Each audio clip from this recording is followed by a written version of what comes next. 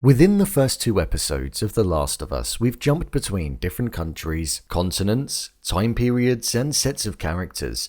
Within the second episode of the show, we saw the origin of the Cordyceps infection and how it originally broke out from Jakarta, Indonesia, and ended up being spread around the globe and being in the United States, where we were following Joel and Sarah. With this revelation, it showed us that there were multiple opportunities in the first episode of the show where Joel and Sarah would have become infected and turned into the very thing that they were fighting against and running away from, and Joel most certainly wouldn't have been alive 20 years later if the smallest of decisions were changed. So with that, let's take a look at and break down all of the times that they came close to being infected. So let's get into it. Here is every time Joel and Sarah avoided the Cordyceps infection in The Last of Us. Just to let you know, this video will contain spoilers. In the first episode, more specifically the first 15 minutes, we saw that Joel and Sarah narrowly avoided being victims of the Cordyceps infection. Within episode 2, we saw that the origin of the infection was in Jakarta, and that it broke out in a flour and grain factory. Within there, it was the perfect substrate, which meant that it was the perfect place and contained conditions where the organisms were able to live, grow, and get their nourishment in order to thrive. With the fungi being present within the flour and grains and it being shipped around the globe, this then meant that many of the products that contained it were contaminated, and there was no way of tracing them or pulling them off the shelves.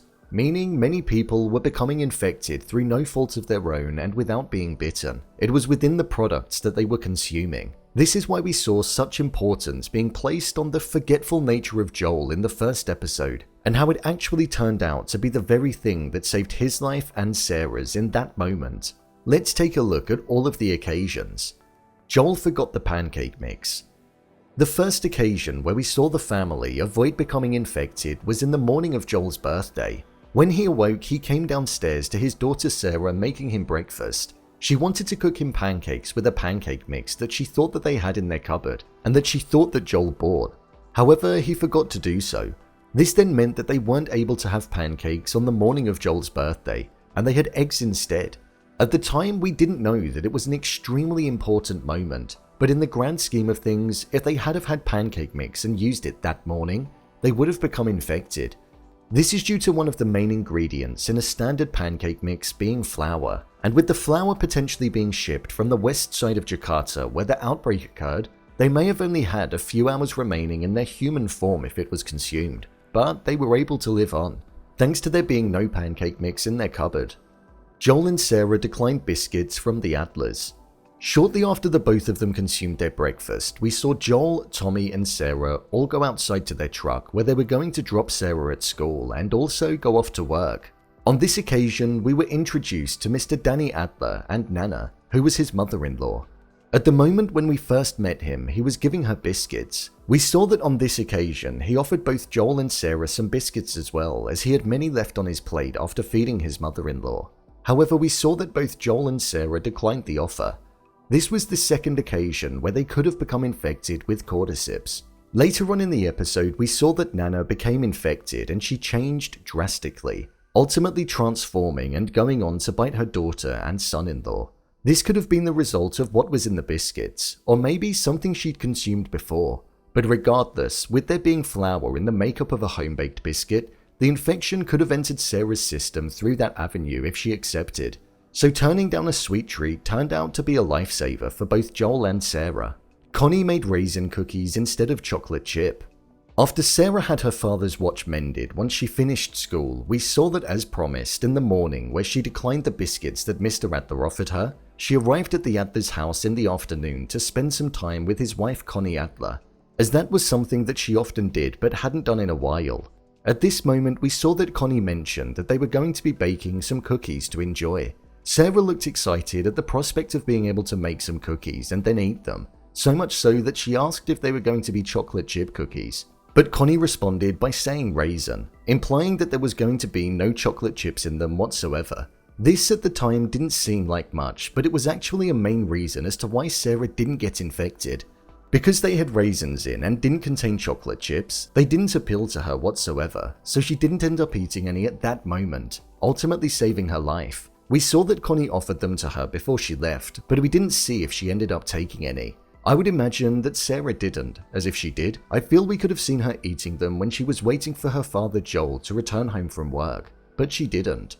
Joel forgot to bring back a cake.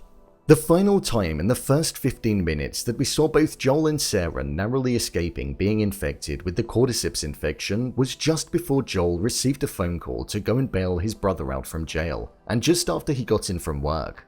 As Joel mentioned in the morning, he said to Sarah that he was going to bring back a cake after he'd finished work when he returned at 9 o'clock. However, he didn't return at that time. Instead, he returned at 10 o'clock and he returned empty-handed with no cake in hand.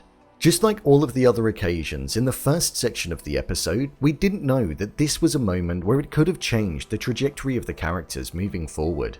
You need flour to bake a cake, and with the original aim being to bring back a cake for the both of them to eat that evening in celebration of his birthday, by Joel not having one, he indirectly saved the both of their lives again, showing that even on the cusp of when the infection was taking hold of the population in their town, they still just about managed to avoid it. I suppose you could also argue that within the first episode they avoided a few runners in Nana and then the random person that was chasing after them just before Sarah was harmed, but they didn't really tie into the indirect actions and luck that was on their side, leading to the revelation that we witnessed in episode 2 and tying into the origin of the outbreak. The second episode really showed us how lucky both Joel and Ellie were in order to not get infected when there were multiple occasions where they could have become some of the first people to have Cordyceps in their area.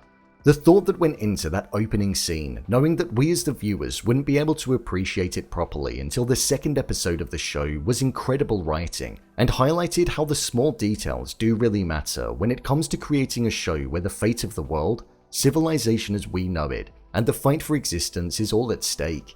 Joel and Sarah's story could have been completely different if the mundane task of remembering a birthday cake, or Sarah's sweet tooth kicked in and she fancied eating a raisin cookie just because. So those small but extremely consequential decisions having a large focus and matter of importance was a great inclusion in the show.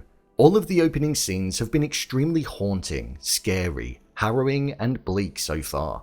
I hope we get something similar as we embark on episode 3 of the show. I guess we'll just have to wait and see.